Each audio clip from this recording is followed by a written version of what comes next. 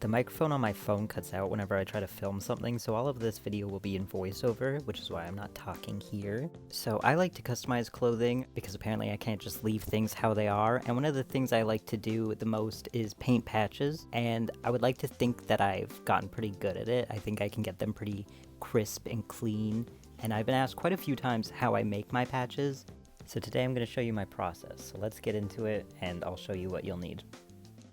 First of all, some white acrylic paint. This is nothing fancy, it's just from the dollar store. Some sponge brushes. Then you want to get a black pen, but one that's like really inky. Specifically, this one is really good. You can get a whole pack of them at the dollar store. And then something to cut your design out on, with an X-Acto knife, of course. Some nail polish, either clear or the color of the fabric that you're using. Last of all, some thread and a needle to sew on the patch after. No, I did not slide that multiple times to get that shot. I don't know what you're talking about. Then, once you figured out what you want to make and how big you want to make it, just cut out a piece of fabric, making sure to give yourself a little bit extra just because the ends of the fabric tend to fray when you're making the patch. So here I am just making the stencil for my patch where I trace out the design and then I cut it out after. I trace all my designs because I'm not an artist. Using a laptop screen works really good for this part, but a TV screen works even better because you can really see the design through the paper.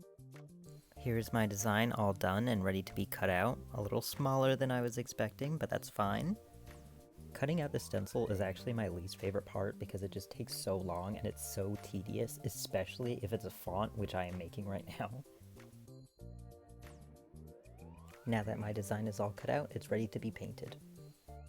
This is what I used to paint my patches on. I just sliced a cereal box down the side, and I used one half for the patches and the other to hold the paint, and you know what? It works surprisingly well. Before you start painting, you're going to want to tape it down just so the stencil stays in place. I always feel like I'm over-explaining when I make tutorials, but one time my friend told me that if you're ever making a tutorial, you should just assume that the audience doesn't know anything, and I feel like that's really good advice.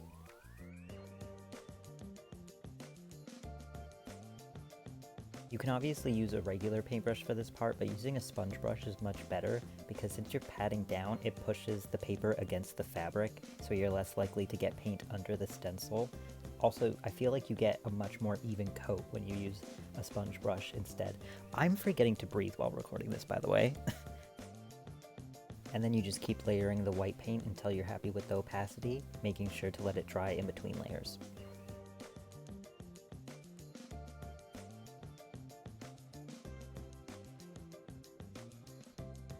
Not the most satisfying peel, but you can just pick off the little bits after with an X-Acto knife. They come off really easily. It's inevitable that paint will get under the stencil, so what I do is I take an X-Acto knife, I use an old one because I don't want to dull my new one, and I scrape off the paint that I don't want on the fabric. Sometimes all the paint comes off and sometimes barely any comes off, but the main goal is to just get as much as you can. Now is my favorite part where you take the black pen and you cover up all the places where the paint is not supposed to be.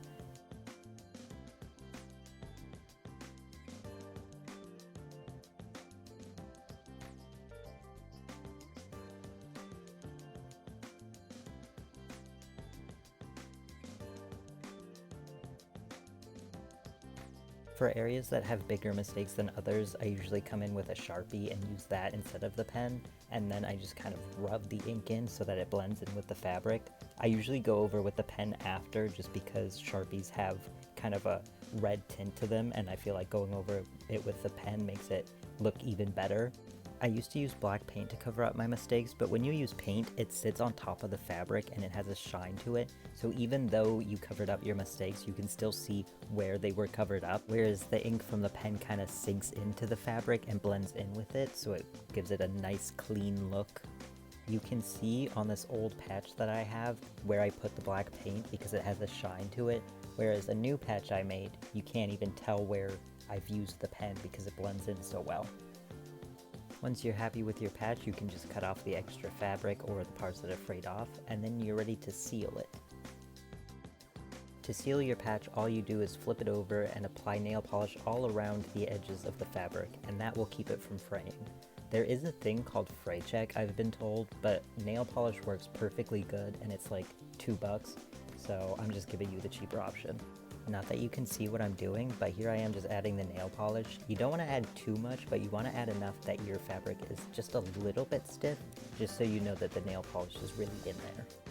Your fabric will probably fray while you're sealing it, but that's perfectly normal. Just cut off the little threads and then it's fine. I tried to show how to sew it on, but you can't really see it from how I filmed it, so I'm just going to do my best to try and explain it. For sewing on patches, the best thing to use is the whip stitch, which is where instead of going in and out of the fabric, you go around, and that will keep the edges of the patch completely flat against whatever you're sewing it onto. I'm using thread for this, but using floss is actually better. I use floss for sewing on my jacket. Floss is more durable, and if you ever snag it on anything, it won't break like thread will. And since it's thicker, you don't have to use as much, and so sewing with floss takes less time because you're not doing so many stitches. And that's it. Here's my patch all sewn on, and that's the end of the video. I hope it was helpful. I tried to be instructive, but I don't know. I'm still figuring things out too, but I hope this helped someone. But yeah, that's it. Bye.